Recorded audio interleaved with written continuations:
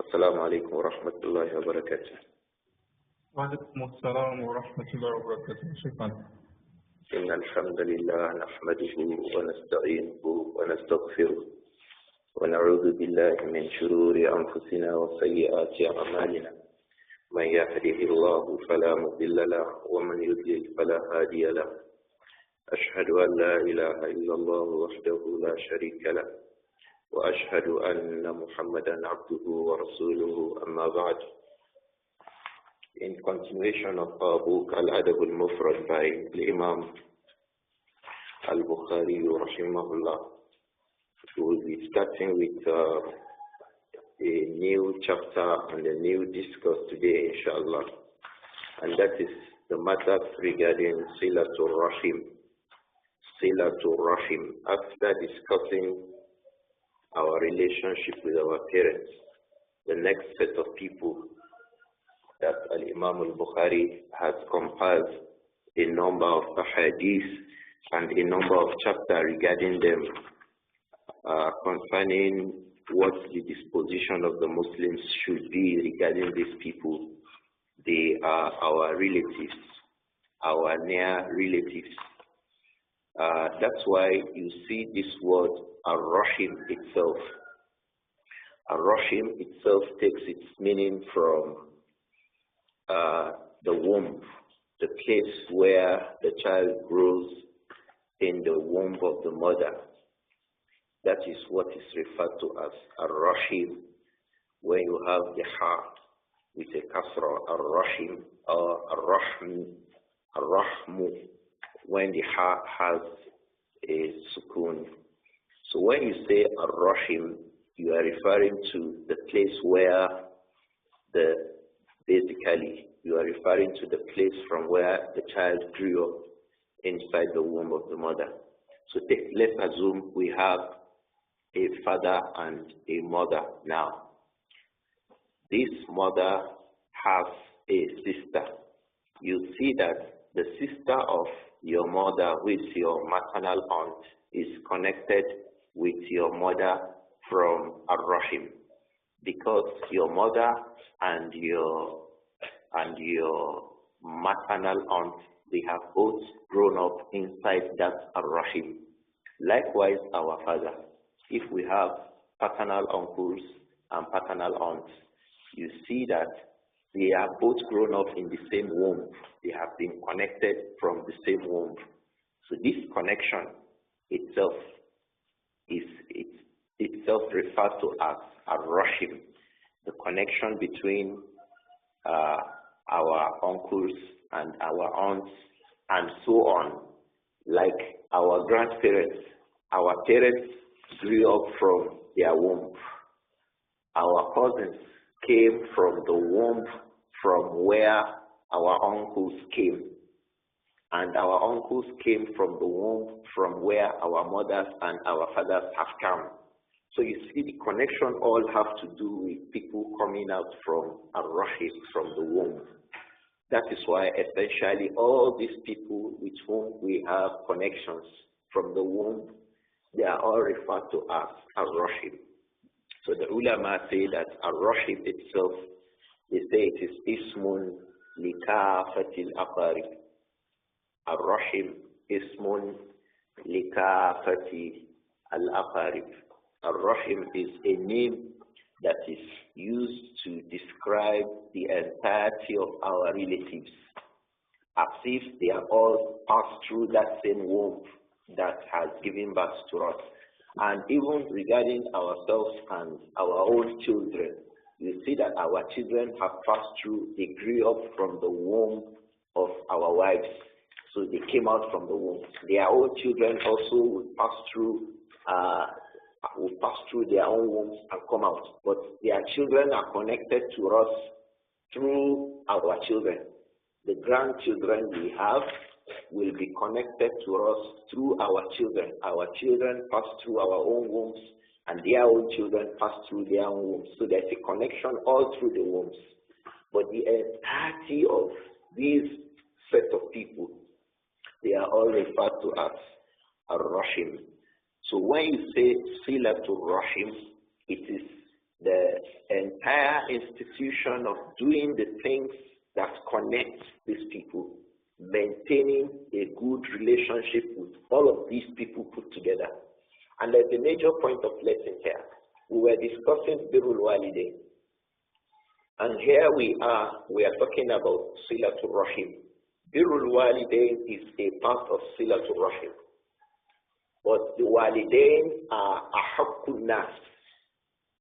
Being kind and dutiful to our parents is part of connecting family ties, except for the fact that our parents are the most rightful of the best of dealings inside the family. Of course, we came from the wombs of our parents.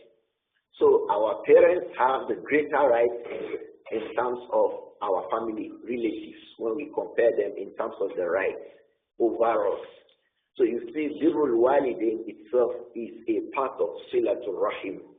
So when we say Silatul Rahim, it still does not leave out Birrul Walidain. It's only expanding the frontiers of the family. After our parents, then our relatives. And our parents are also part of our relatives. In fact, those relatives are connected to us largely through our parents, because they all pass through the same womb. As we have described them, the next group of people come from the same womb, then the next group of people come from the same womb. They are all connected from the womb from where our parents, whether our father or our mother, have come from. So Silatul Rahim is connecting family ties, connecting all of these people that have been connected one way or either directly or indirectly, either primarily or secondarily. They have been connected to the same womb from where our parents have come, or they have been connected to the same womb from which we have come. If we ourselves, we have children, our children and the children of our own brothers, we and our brothers or our sisters have come from the same womb. And our brothers and our sisters have their own children. So you see, their children are secondarily connected to the same womb from where we have come. So like that, it comes in grades and in levels from one level to the other. At the end of it, you see that we are all connected from that same womb from where we have come and from where our own parents have come. So the entirety of all of us that are connected by birth, that are connected like this, we ourselves are referred to as Ar-Rahim. Ulama say that Ar-Rahim ismun likafatil aqarib. Ar-Rahim is the name, the noun that describes the entirety of our relatives, min ghairi farqin, without differentiating bayn al-mahrami wa ghayrihi, whether those relatives are from our maharim or those relatives are not from our maharim. As long as they are our relatives, the name that gathers and describes them all is that word Ar-Rahim. Don't forget that amongst our relatives, there are those that are from our maharim. The mahram are those people that they are prohibited for us to marry forever, like our own daughters, like our own mother, like our own aunts. These are our maharim and they are our relatives. And there are those that are not prohibited for us in marriage, like our cousins. They are not our maharim, but they are from our aqarib because they are still connected to us. They are from our relatives because they are still connected to us by birth through the womb, as we have described. So meaning that the aqarib, whether the person is from the mahram or the person is not from the mahram, it could be from our aqarib, it could be from our relatives. Meaning that you can have relatives that are from mahram and relatives that are not from our maharim. We can have relatives that are from our mahram, people that we cannot marry forever. And we can have relatives that are not from our maharim, relatives that we can marry as far as the rules of the Sharia of Islam is concerned. So Silatul Rahim is the issue, the generality of connecting family ties and maintaining good relationship with these people with whom we share birth, with whom we share the womb, with whom we share a relationship. So this is what is referred to as Silatul Rahim. But here in this chapter heading, Al-Imam al-Bukhari says that Babu Wujudi Silatul Rahmi, the chapter regarding the obligation.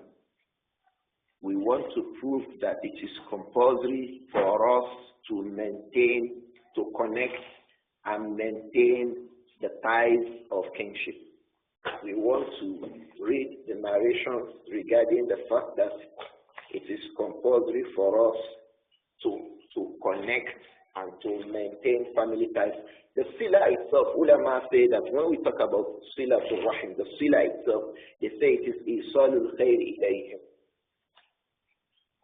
Being nice, bringing every kind of goodness to our relatives, whether in terms of speech or in terms of action, bringing goodness to our relatives, and wadafr sharri anhum, and putting away evil from them.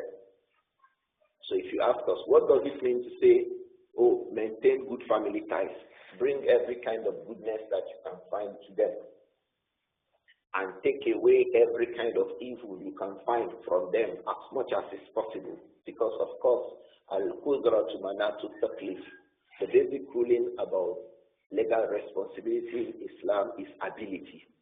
The basic ruling about legal responsibility in Islam is ability. So it means Silatul Rahim is bringing every kind of goodness that we can find to our relatives as much as we are able to, and removing every kind of evil from them or protecting them from every kind of evil as much as we are able. Ulama say this involves issues of sending them gifts, giving them salam, asking after their welfare, and then providing their needs, helping them upon goodness, and then discouraging them from acts of sin, praying for them from behind, them asking Allah to guide them. And all of these that we know are from the acts of goodness. We should make good efforts to direct it towards them and make good efforts to avert any kind of evil from them and not bring them inconvenience. So this is essentially what is Silatul Rahim. But here, Al-Imam al-Bukhari seeks to tell us about the obligation of the compulsoriness of doing this, carrying out these good deeds regarding our relatives. And Islam, this goes to make us understand that Islam places a lot of importance and significance to this. In fact, one of the early Muslims said that Silatul Rahim, he said, Silatul Rahim mahmudatun fi kulli din. It's not just in Islam. If you go to Christianity, they also talk about connecting family ties. If you go to Judaism, they are also talking about family ties. Everywhere people claim that they are giving worship to Allah, you see them talking about giving family ties. It's not restricted to Islam. It's something that is known to humanity by basic practice. Everybody knows that as a basic rule that you have to connect family ties, but the rulings regarding it and the details of it may be different from a group of people to the other. If we look at the Quran, there are many places in the Quran wherein Allah has obligated us, commanded us to connect family ties. There's a verse we recite regularly when we make sermons. That verse occurs in Surah An-Nisa. We say, Ya ayyuhan nas ittaqu rabbakum alladhi khalaqakum min nafsin wahida. In the front of it, we come back and say, وَاتَّقُوا اللَّهَ الَّذِي تَسَاءَلُونَ بِهِ وَالْأَرْحَامِ وَاتَّقُوا اللَّهَ الَّذِي تَسَاءَلُونَ بِهِ وَالْأَرْحَامِ. Allah commands us to be fearful of Him. وَاتَّقُوا اللَّهَ, fear my punishments. Be fearful. You should put it in your mind consciously that I have punishments for those who disobey me. I have punishments for those who violate my instructions and my injunctions. Wattaqullah, so fear Allah. And this Allah is the one by whom you all regularly seek your needs. For the sake of Allah, can you do this for me? For the sake of Allah, can you do this for me? So once Allah mentioned that we should be fearful of His punishments, the next thing He mentioned, He said, Wal arham, be fearful, Be conscious of the fact that you must connect family ties and that the family ties must not be disconnected from your own behavior, from your statements, and from your character. The family ties must not be disconnected from you. This is what Allah warns us regarding in this part of the Quran in Surah An-Nisa. It says, وَاتَّقُوا اللَّهَ الَّذِي تَسَاءَلُونَ بِهِ, and then it says, وَالْأَرْحَامِ. That is, وَاتَّقُوا الْأَرْحَامِ. Be careful regarding your arham also. That is, regarding your family ties. Be sure that you keep your family ties. This verse is one evidence that keeping family ties is obligatory in Islam. There's also a verse that's very common to us in Surah Al-Baqarah, in the early part of Surah Al-Baqarah, when Allah says, وَيَقْطَعُونَ مَا أَمَرَ اللَّهُ بِهِ أَيُّصَلَ وَيُفْسِدُونَ فِي الْأَرْضِ. وَيَقْطَعُونَ, Allah was describing al-fasiqun, the criminals, the sinful, disobedient people. And one of the things Allah said regarding them is that يَقْطَعُونَ مَا أَمَرَ اللَّهُ بِهِ أَيُّصَلَ. They disconnect what Allah has commanded should be connected. Ulama say they break family ties, and family ties have been ordered to be connected by Allah. Yaqta'un, they cut it off, they break it, they break the family ties, and Allah has commanded that family ties must be connected. So these are verses from the Quran that show that connecting family ties is obligatory. Likewise, in the Sunnah of the Prophet Muhammad sallallahu alayhi wa alihi wa sallam, there are a number of ahadith. One of the scholars has gone to compile an entire book about the various ahadith that command us and encourage us upon connecting family ties. Long ago, the first of them that I can remember was Al-Imam Al-Haytham. He has an entire book on connecting family ties. The next person was Sheikh Isam Musa Hadi in a recent time. He also has a book, Sahihu Silatul Rahim. Sahihu Silatul Rahim. That is authentic reports about connecting family ties. There are a number of ahadith in these works about connecting family ties. In Sahihu Silatul Rahim by Sheikh Isam Musa Hadi, the narrations from the Prophet alone, sallallahu alayhi wa sallam, are about 100. There are about 100 ahadith about connecting family ties. You can go through them one after the other. He did that and he ascribed them. All these reports are authentic reports. There is no single weak report in this book by Sheikh Isam Musa Hadi about the obligation of connecting family ties. Likewise, connecting family ties is described in Ijma. There's Ijma. Al-Imam Al-Qurtubi cited Al-Ijma. He says, Rahimahullah, ittafaqat al-millatu على أن صلة الرحم واجبة. اتفقت الملة على أن صلة الرحم واجبة. The entirety of the millah, the entirety of the Muslims are agreed that connecting family ties is obligatory. وأن قطيعتها محرمة, and that disconnecting family ties is prohibited. So connecting family ties is established from the Quran to be obligatory. It is established from the Sunnah to be obligatory. It is also established from Ijma, the consensus, to be obligatory. Connecting family ties is established from the Quran to be obligatory. It is established from the Sunnah to be obligatory. In the Hadith, the Prophet says, sallallahu alayhi wa sallam, he says, Bullu arhamakum. Bullu arham. Wet it. He mentioned it like a land. We are coming back to that in one of the hadiths that we read today. He said, wet it, maintain it. Bullu arhamakum walau bisalam. The Prophet said so, alayhi salam. Bullu arhamakum. Maintain your ties of kinship. Walau bisalam. Even if it be by merely asking assalamu alaikum. Maintain your ties of kinship. And this has come with the sigatul am. Bullu arhamakum. Connect your family ties.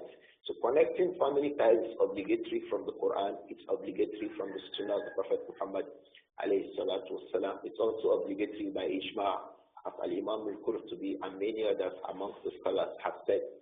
So we'll be reading reports here, inshallah, under this chapter heading, regarding the fact that connecting family ties is obligatory. Al-Imam al-Bukhari said, rahimahullah, Babu wujubi silatir rahim. Babu wujubi silatir rahimi. The chapter about the obligation of connecting family ties. He said in it, rahimahullah, حدثنا موسى بن إسماعيل قال حدثنا ضمضم بن عمرو الحنفي قال حدثنا كليب بن منفعة قال قال جدي يا رسول الله من أبر قال أمك وأباك وأختك وأخاك ومولاك الذي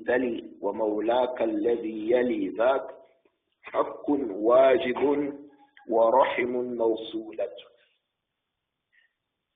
قال أمك قال جدي يا رسول الله من أبر قال أمك وأباك وأختك وأخاك ومولاك الذي يلي ذاك حق واجب ورحم موصولة. Al-Imam al-Bukhari said, rahimahullah, حدثنا موسى ibn Ismail. It's reported this hadith from his Shaykh Musa ibn Ismail. We will note that we read a number of ahadith from this Shaykh of Al-Imam al-Bukhari, Musa ibn Ismail. And then he is reporting from his Shaykh Damdam ibn Amr al-Hanafi. ضمضم ابن عمرو الحنفي أبو الأسود قال حدثنا كليب بن منفعة. ضمضم is reporting this hadith from Kulayb ibn Manfa'a, who said قال جدي. Kulayb ibn Manfa'a said, my grandfather reported to me, and the name of his grandfather is Bakr ibn al-Harith. Bakr ibn al-Harith is the grandfather of Kulayb. Jaddu Kulayb, the grandfather of Kulayb ibn Manfa'a in this chain of reports, is Bakr ibn al-Harith radiyallahu anhu. He said, Ya Rasulallah, man abar, O Messenger of Allah, to whom should I be kind? To whom should I show dutifulness? To whom should I show goodness? Who should I relate with in the best of ways? Qala, and the Prophet said, sallallahu alayhi wa sallam, ummak, your mother. You should relate in the best of ways, firstly to your mother, wa abak, and then your father, wa ukhtak, and then your sister, wa akhak, and then your brother, wa mawlaka alladhi yali dhalik, and your relatives. Mawlaka here means wa qaribuka, and then your relatives, alladhi yali dhak, those who are nearest to those ones that we have mentioned. He had mentioned our father, our mother, our sister, and then our brothers, and then the rest of the relatives who are nearest to these ones. Haqqun wajibun. This is the point of reference. Haqqun wajibun. This niceness to them is haqqun, is a right, wajibun, that is compulsory. This is from where Al-Imam al-Bukhari picks the obligation of Silatul Rahim, and is the reason why he has included this hadith under this chapter heading. He calls it Haqqun Wajibun. The Messenger alayhi salatu salam referred to it as Haqqun. It is a right, Wajibun. This birru that you have asked about, this niceness, this goodness that you have asked about, to whom you should give it to. It says your mother, your father, your sister, your brother, and those your relatives that are close to these ones. The Prophet now described that goodness. He says it is haqqun, it is a right that is wajib, that is compulsory, wa rahimun, and a family tie, mawsulatun, that must be connected. Wa rahimun, and it is a family tie, mawsulatun, that must be connected. So he said, sallallahu alayhi wa sallam, when he was asked, man abar, to whom should I be kind? To whom should I be most compassionate? To whom should I be the best in my character? To whom should I direct it to? The Prophet said, sallallahu alayhi wa sallam, this hadith, ummak, your mother, wa abak, then your father, wa ukhtak, your sister, wa akhak, your brother, wa mawlaka alladhi yali dhak, and your relatives that follow these ones that we have said. Haqqun, that relationship is a right. Wajibun, that is compulsory. Wa rahimun, and a family tie, mawsulatun, that must be connected. This is what this hadith has said here. If we look at the screen, we'll see that this hadith number 47 here is graded to be a weak hadith. This hadith number 47 is graded to be a weak hadith, but its meaning is correct. We say its meaning is correct because it is proven in other reports. If we go to hadith number 3, we see that the meaning of this hadith occurs in hadith number 3 that we read, the hadith of Muawiyah ibn Haida. That is the hadith of Kahaz ibn Hakim and Abihi and Jaddihi, wherein he said to the Prophet sallallahu alayhi wa sallam, Man abar, messenger of Allah, to whom should I be most kind? Who should I show the best of kindness? Qala ummak. The Prophet sallallahu alayhi wa sallam said, your mother. Qultu man abar. He asked again, and the Prophet answered, ummak, your mother. Yet man abar, he asked again, and the Prophet sallallahu alayhi wa sallam said, ummak. Qultu man abar. He asked on the fourth occasion, and the Prophet said, sallallahu alayhi wa sallam, abaka, your father. And then he said, summa al-aqrab, fal-aqrab. The Prophet then said, summa, after your father, then al-aqraba, the nearer they are, fal-aqrab, then the nearer. Then that is the nearest ones, then the nearest ones, then the nearest ones, then the nearest ones. And I think on that occasion, we recall to mention how near our relatives are to us. We mentioned that our relatives, as in other reports of this hadith we just read now, the hadith number 3, in other reports it said, Summa adnaka wa adnak. Summa adnaka, adnak. There's those ones that are nearer to you, then those ones that are nearer to you. Like he said here, al-aqrab fal-aqrab. Then the nearest ones, then the nearest ones, then the nearest ones. We remember that we explained in that hadith that the nearest of the people after our parents to us are our children.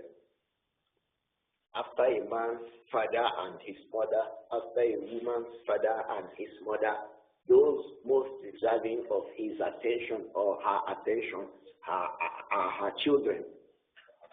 Summa al-ajdad, and then the grandparents, the grandfather and the grandmother, and then the sisters, your sisters and your brothers, then summa sa'irul maharim, then the rest of the maharim, those who are prohibited for you to marry, kal-a'mam, like your uncle, paternal and maternal, as the case may be, and then the rest amongst the maharim. I think we read this hadith to us and gave these details on that occasion. So when here the Prophet sallallahu alayhi wa sallam mentioned وَمَوْلَاكَ الَّذِي يَلِي ذَاكَ, we should understand those that are in reference. Once a man becomes fair in his dealing and dutiful to the parents, once the parents are removed, then the next set of people are our children. Then the next set of people are our grandparents, if we have them. Then the next set of people are our own brothers and then our own sisters. This is how it goes. Then after that, our aunts, paternal and maternal, and our uncles, paternal and maternal. So this is how that relationship goes. In this hadith, hadith number 47, we find the meaning of this hadith number 47 in hadith number 3, wherein the Prophet said, sallallahu alayhi wa sallam, summa al-aqrab fal-aqrab. Then the nearest one, then the nearest one, The nearest ones to us are our fathers and our mothers. We have known their own. The mother has the right 3 times than the father in terms of rights and kindness to them. And then we have our children. And then we have our grandparents. And then our brothers and our sisters. And then our uncles, and so on and so forth. We also have the meaning of this hadith that we have read here in hadith number 60. But we will not bother to go back there right away. We are just mentioning that the meaning of this hadith is authentic, even though the chain of report is not authentic. Hadith number 47. The meaning of the hadith is sound. Why? It is proven from other hadiths to be correct, even though the chain of reports that has reported this very hadith is not sound. I hope that is clear, inshallah. And we'll find the meaning of hadith number 47 under hadith number 3 and hadith number 60. We'll soon be coming to hadith number 60, and we had read hadith number 3. We had read hadith number 3, we'll be coming to hadith number 60. And hadith number 47 has its meaning confirmed in hadith number 3 and hadith number 60. I think it will suffice to move to the next hadith. Hadith number 48 under the chapter heading Babu Wujubi Silatir Rahim, the chapter about the obligation of connecting family ties. The first hadith there is hadith number 47 that we have read. The next hadith is hadith number 48. Al-Imam al-Bukhari also reported it from his Shaykh Musa ibn Ismail. So he says, حدثنا موسى بن إسماعيل قال حدثنا أبو عوانة عن عبد الملك بن عمير عن موسى بن طلحة عن أبي هريرة رضي الله عنه قال لما نزلت هذه الآية وأنذر عشيرة الأقربين قام النبي صلى الله عليه وآله وسلم فنادى يا بني كعب بن لؤي أنقذوا أنفسكم من النار يا بني عبد المناف يا بني عبد مناف أنقذوا أنفسكم من النار يا بني هاشم أنقذوا أنفسكم من النار يا بني عبد المطلب أنقذوا أنفسكم من النار يا فاطمة بنت محمد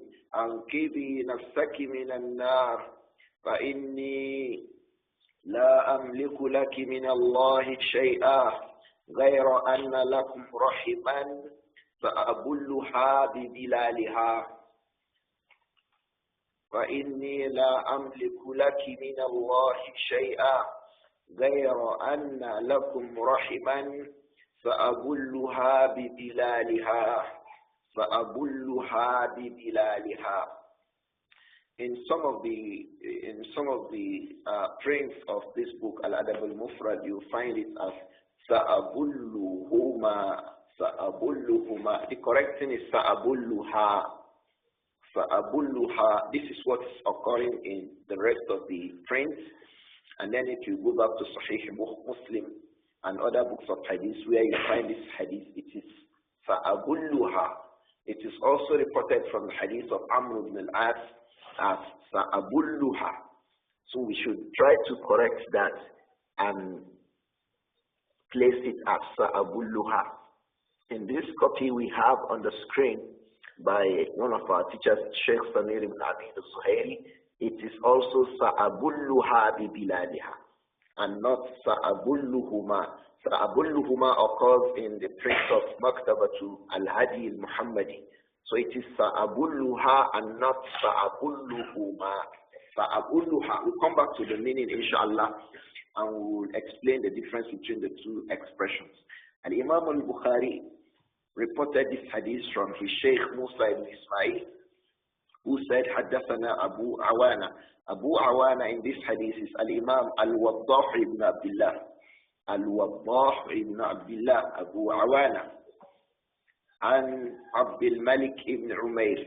Abu Awana reported from his Shaykh Abdul Malik ibn Umair and Musa ibn Talha The tabi'i of this hadith is Musa ibn Talha and Abi Huraira radiyallahu anhu. He is reporting from Abu Huraira radiyallahu anhu who said, لما نزلت هذه الآية, when the verse came down, وأنذر عشيرتك الأقربين.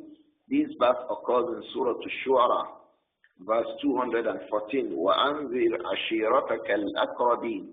The Prophet sallallahu alayhi wa alihi wasallam was commanded to warn his relatives, al-aqrabin, the near ones amongst his relatives. وَأَنذِرْ عَشِيرَتَكَ الْأَقْرَبِينَ.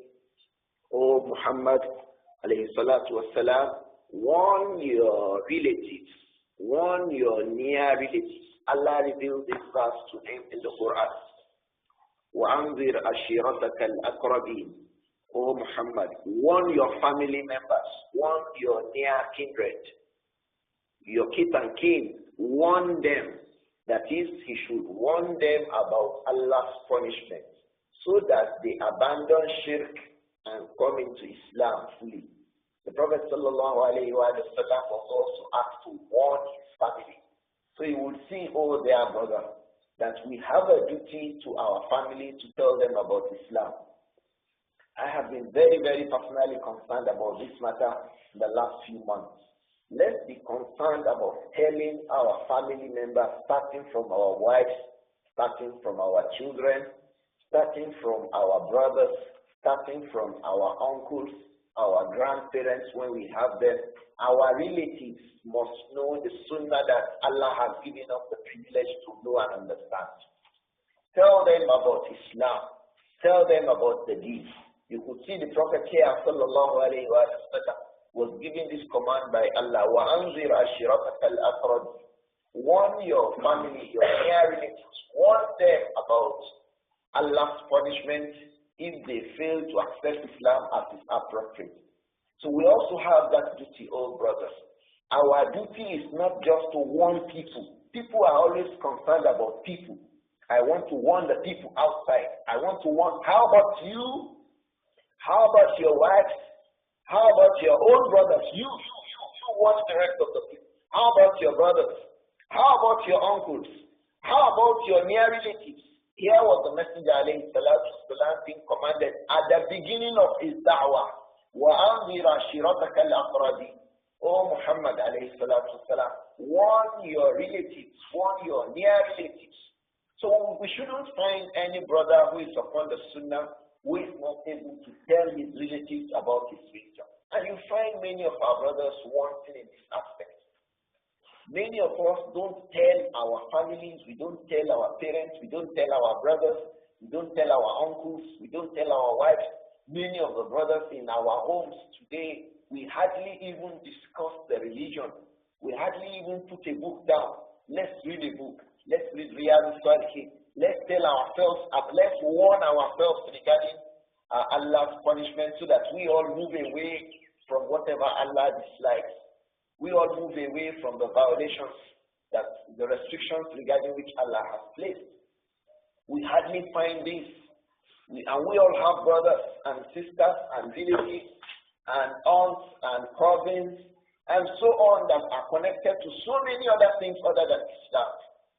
But you find so many people, a person will say, no, he's a da'i, so he wants to call the rest of the people, but he's not calling his own family and relatives.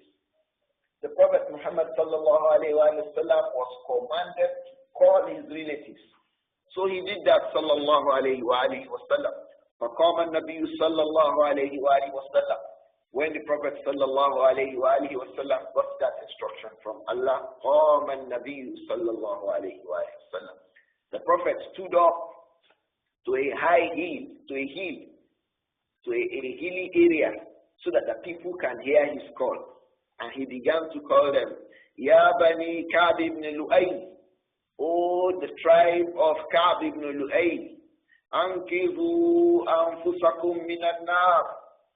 Save yourself from the punishment of the fire. Ya Bani Abdi Manaf, O you children, O you descendants of Abdi Manaf, Ankizu anfusakum minan nar. Save yourself from the torment of the fire. Ya Bani Hashim, O you children of Hashim, Ankizu anfusakum minan nar. Save yourself from the fire. Ya Bani Abdul Muttalib, O you children of Abdul Muttalib, Ankizu anfusakum minan nar. Save yourself from the torment of the fire. All of these groups of people, the Prophet sallallahu alaihi wasallam was calling and inviting upon Allah's instruction. They are all non-Muslims at the time that he was calling them. And yet Allah referred to them as the relatives of the Prophet Muhammad sallallahu alaihi wasallam. There are 2 points of benefit we can derive from this point. The first of them is that whether you have relatives that are non-Muslims or relatives that are even polytheists, they are still your relatives. Whether the relatives are polytheists or the relatives are Christians or the relatives are Jews, they are still your relatives. And from the best of what you can do to them, that's the second point of benefit, is to invite them to Islam. The best of what you can do to your relatives is to invite them to Islam. Unfortunately, some of the people restrict the relationship between themselves and their non-Muslim relatives to exchange of gifts. The Christmas is going to come now. Some of the people start saying, oh, they are our relatives. Exchange gifts. Exchanging gifts at this time have their own rulings in Islam. Exchanging gifts at this time have their own rulings in Islam. Follow that ruling. Don't say on your own you want to connect family ties and then you are exchanging gifts at this kind of a time. Don't do it, because it has its own rulings and it will interpret a support for what they are upon. Instead of giving them gifts, why not tell them the reason why they should be Muslims and not be celebrating the Christmas? Why not compile a lecture? Why not compile a handwritten message about why they should leave what they are doing and come upon the board with you upon Islam? So these are the essentials that we need to expose our relatives to. And doing so, we must show genuine concern for them, like we will see in this call by the Prophet Muhammad sallallahu alaihi wasallam. Even while reading it, you can feel the genuine concern of the Prophet sallallahu alaihi wasallam. Ya bani Abdi Manaf, ankizu anfusakum minan nar. Ya bani Fulan, ankizu anfusakum minan nar. Ya bani Hashim, ankizu anfusakum minan nar. You can see the concern, you can feel the concern the Prophet sallallahu alaihi wasallam employed while he invited his near relatives into Islam. We should pay attention to these. Our relatives, our wives, our children, our grandparents, our brothers, our sisters, our cousins who are upon other than Islam. We must pay good attention to bringing them into Islam. That must include making dua for them and telling them about Islam face to face.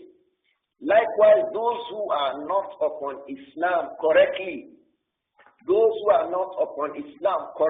we also owe them the duty of paying attention to them. One of the brothers said recently that one of the reasons why some of our brothers now pay attention to the faults of others is that they have not looked inwards within themselves.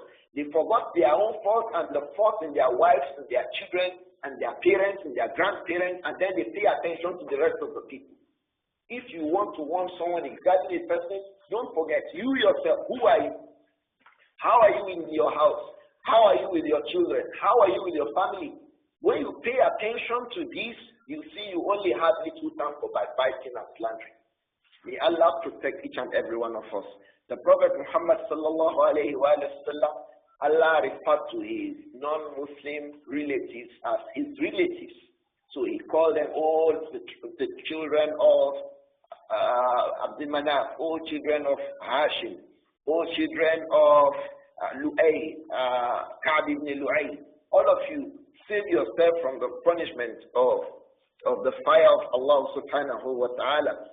And then he said, sallallahu alayhi wa sallam, Ya Fatima binta Muhammadin, O Fatima, the daughter of Muhammad, ankibi nafsaki minan nar, save yourself from the torment of the fire. Fa inni, because myself, Muhammad, لا أملك لك من الله شيئا. I will not protect you. I will not protect you regarding Allah in any way. I cannot protect you regarding Allah, that is regarding Allah's punishment for those who have not accepted Islam. If the person does not accept Islam, the shafa'ah of the Prophet will not be there for that person. This is what this hadith is saying. If the person does not accept Islam, to say that, oh, my father was the Prophet sallallahu alayhi wa sallam, it should not be beneficial to him. So the only time that the Prophet will be beneficial to Fatima alayhi salatu wasalam radiallahu anha is when Fatima accepts Islam. The only time when we as children who inshallah upon the sunnah, may Allah make us die upon the sunnah, will be beneficial to our parents or relatives who are not upon Islam is when they are upon Islam.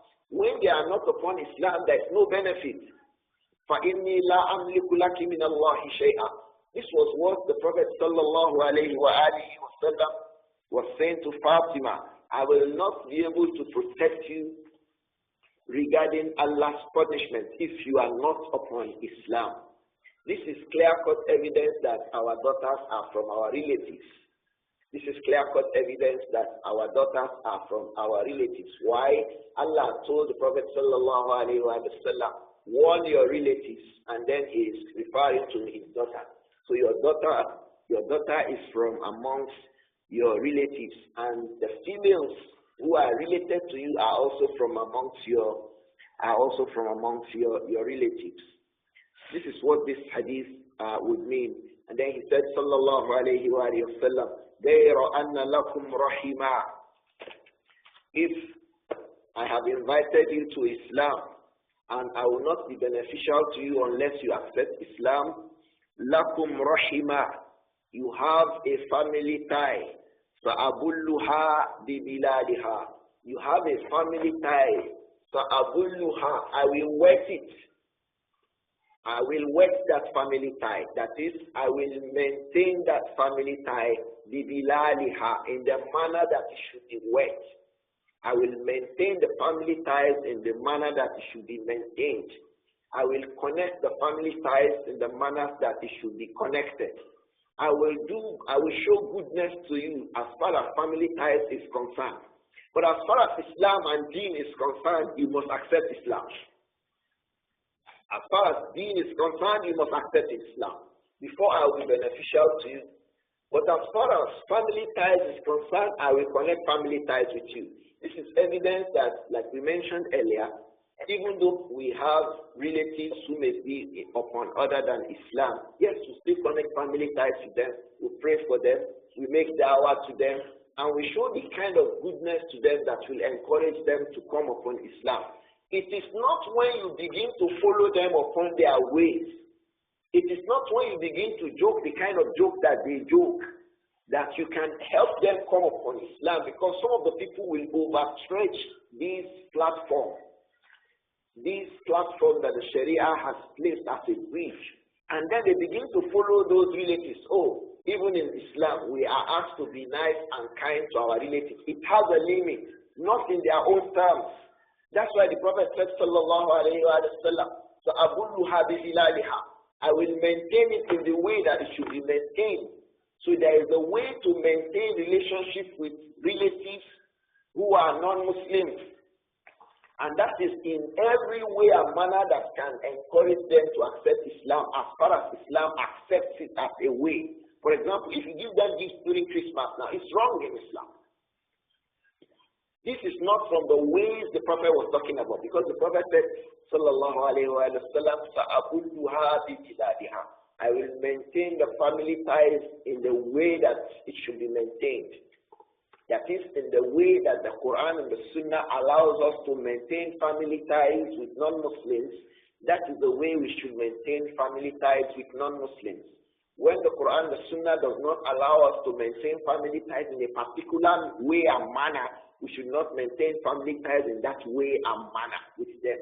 I hope that this matter is clear so that we do not extend it beyond the limits that it has come to set for itself.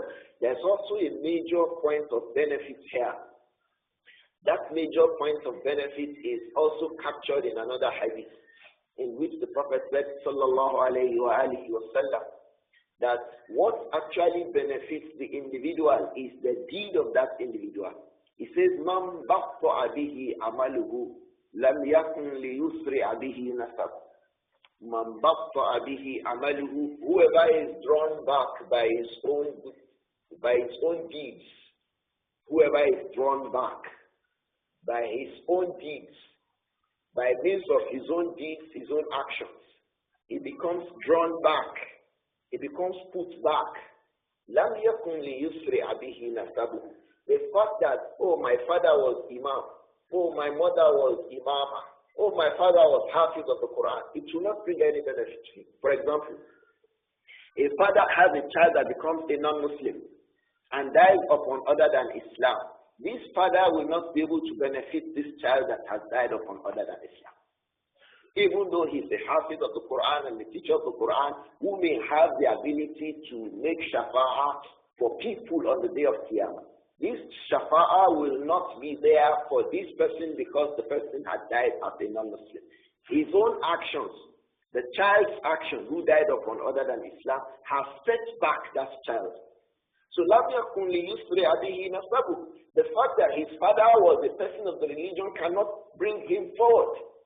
Let's note this point, because you keep on hearing some of the people say, no, sorry to say my brothers from Ilorin, sorry to say my brothers from Ilorin. People say, oh, I'm from Ilorin, so I'm from Ilorin.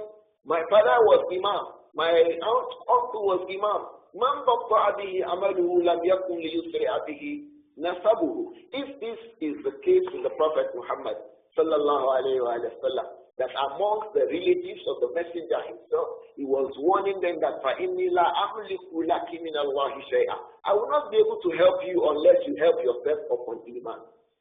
How about others who are not from the relatives of the Prophet Muhammad sallallahu alayhi wa sallam? So my father is Imam does not guarantee you anything until you yourself you are on the path of righteousness.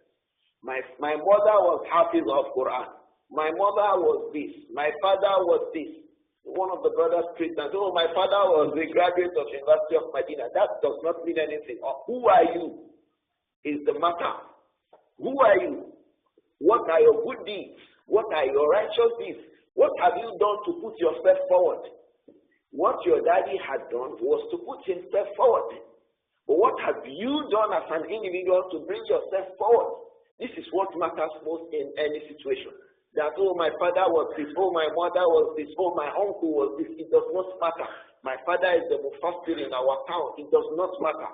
What matters especially is who are you and what have you done to put yourself forward as an individual upon the path of Islam. I think it will be sufficient for us to stop upon this hadith. We'll be continuing in the next class with other ahadith about Silatul Rahim.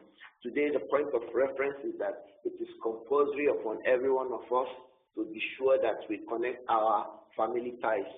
That obligation has come from the Quran. That obligation has come from the Sunnah. That obligation has come from Al-Ijma'. And we have seen it in the two ahadith that we have read. The Prophet himself, sallallahu alayhi wa sallam, was commanded to connect family ties, despite the fact that those members of his family at that time were all upon shirk at the time. Yes, he was commanded to connect family ties with them. And the connection of family ties in this aspect was inviting them onto Islam. So it means from the major aspects of connecting family ties is to invite those amongst our family who are far away or near, bringing them onto Islam counts amongst a major means of fulfilling the obligation of keeping family ties. I hope that Allah, and I pray that Allah makes us understand this hadith better than we had explained. We can take a few questions, inshallah, before we call it a day today, inshallah. Jazakumullahu khairan ya Shaykhana. Ameen wa answer. We have talked about two questions today. Now, the first question says,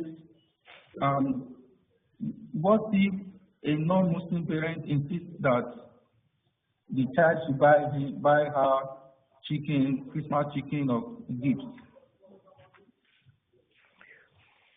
We should not do it. We should not do it. If they insist, we should not do it. Don't forget in the first place that you're trying to create a good relationship with them. It is because you want to obey Allah. You're creating a good relationship with the parents is a means of obeying Allah. So when you do it here, you are helping them upon what they are upon. It means if they are idolaters and they want to sacrifice a dog, you go and buy them a dog for the sacrifice. This is not lawful. So it is not correct even though they insist. But try to be nice to them even outside this time and more, so that it will be clear that it is not about their celebrations. It is about the basic command for you to be nice to parents. So, but when they insist that no, in this Christmas you must buy, or in this whatever you must buy this for them to celebrate it, if you do it, you are becoming an accomplice upon what they are upon, which is far away from Islam. I mean, one, two. Now, this question says, can I have a clearance or discounted this period? What is your purpose for having it? If the purpose for having it is to make it easy for Christians, non-Muslims to buy things and celebrate, then it is wrong for you to do so. If your intention is, oh, let me make it easy so that Christians will come and buy and celebrate, it is wrong for you to do so. That's prohibited. You'll be cooperating with them upon sin, and this is wrong as far as our religion is concerned. But if it is just from the aspect of your trade, you could have done it at any other time, whether there was Christmas or no Christmas. If it just happens that that sale is happening around this time, then there is no blame. It could have happened in July. It could have happened in August. It could have happened in September. It could have happened in March. But it occurs that the way you make your sales this time around, it is happening in December. It has nothing to do with whether Christians are coming to buy or not. If it is, this is the situation that there is no blame on you. But it is especially to attract more Christians to you to buy from you. This is wrong. Now, the other question, some questions are now coming in now, so I believe we can still take one or two from them. Bismillah.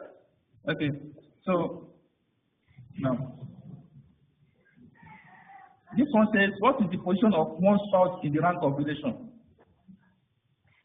We had mentioned it. We had mentioned the issues of our children and all of that. Our wives are connected to us by marriage.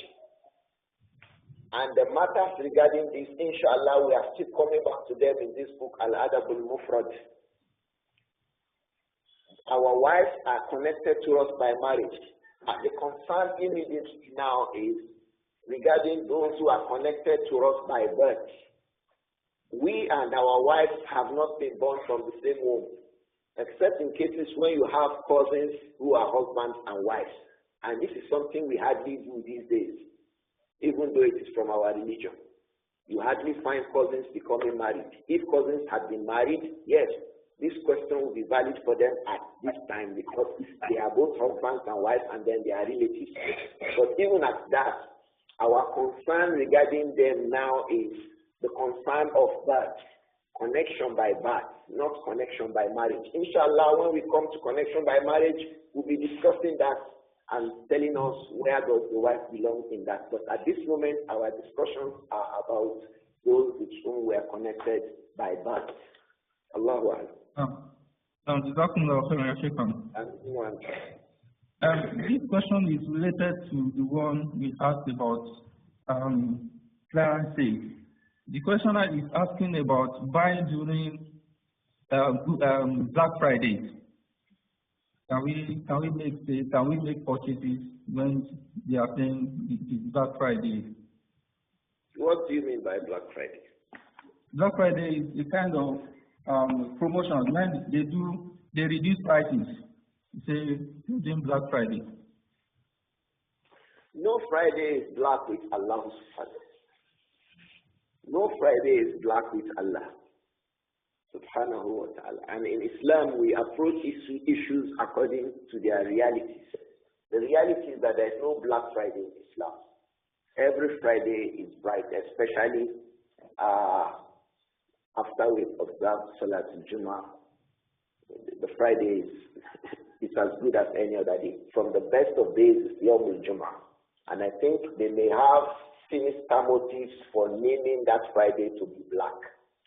So I think Muslims should avoid these kinds of expressions. Black Friday. We should avoid these kinds of expressions. There's no Black Friday in Islam. And those who employ Black Friday may have sinister motives. Why not Black Sunday? Why not Black Saturday? So let's avoid these kinds of ascriptions. And we know when they say black, they don't intend something good. It is in our own religion that we don't care about which color it is, except for a few of the colors that have been prohibited for men. Otherwise, black is black. Everybody is, any color is accepted in our religion. But for them, the users of this expression, we know that when they say black, they are ascribing that thing to something that is evil. But whatever the case may be, let's remove this kind of ascription. Let's not be the ones who also continue to help them propagate this expression of a Friday they call to be black. And there is nothing that is black about a Friday. All that is about a Friday is goodness, except the fact that the day of Qiyamah, the last day, will occur on a Friday. Apart from that, Fridays have the goodness. The best of days, the best of the days that Allah has created is the day of Jummah. And it has a time from Salatul Aakhir and Salatul Maghrib in which when an individual supplicates, Allah accepts his supplication. So there is nothing bad about a Friday at all. And Salatul Fajr on Friday in Jama'ah is the best of Salat to observe. Alayhi Salatu Salam. When you observe Salatul Fajr in Jama'ah, it's from the best of Salawat. So there is nothing that is bad upon a Friday. Allah created Adam alayhi salam upon a Friday. He placed him in Al-Jannah upon a Friday. He brought him out after Al-Jannah on a Friday. So all of these have been mentioned about Friday. Friday is the virtuous day for us. There is nothing black about it. So if they connect this to sales and reduction of prices, you can choose another day if you want to do that in your own company. Choose another day. Choose a Monday. Choose a Tuesday. Choose a Wednesday. Choose any other day. So if you want to choose a Friday, it is allowed for you, but don't call it slack. So if a person selling a product says, okay, tomorrow if you come, I will reduce the price, there is no blame in that. The basic thing is about the fact that myself, the buyer, and you, the seller, we have agreed on a price for your product. Whether you choose to reduce your price or you choose to increase your price, that is something else up onto you. But as long as myself, the buyer, and you, the seller, can agree on a price, there is no blame upon each of us. We can agree upon a price for the product. It can be upon any day. So whether you chose to reduce the price on a Monday, to reduce the price on a Tuesday, Wednesday, Thursday, it does not matter. If you reduce it on a Friday, it has not made Yawm al-Jum'ah to become black. Allahu Akbar. I think we can stop here, inshallah. نعم أحسن الله إليك. آمين. سبحانك اللهم وبحمدك أشهد أن لا إله إلا أنت أستغفرك وأتوب إليك. السلام عليكم ورحمة الله وبركاته. وعليكم السلام ورحمة الله وبركاته.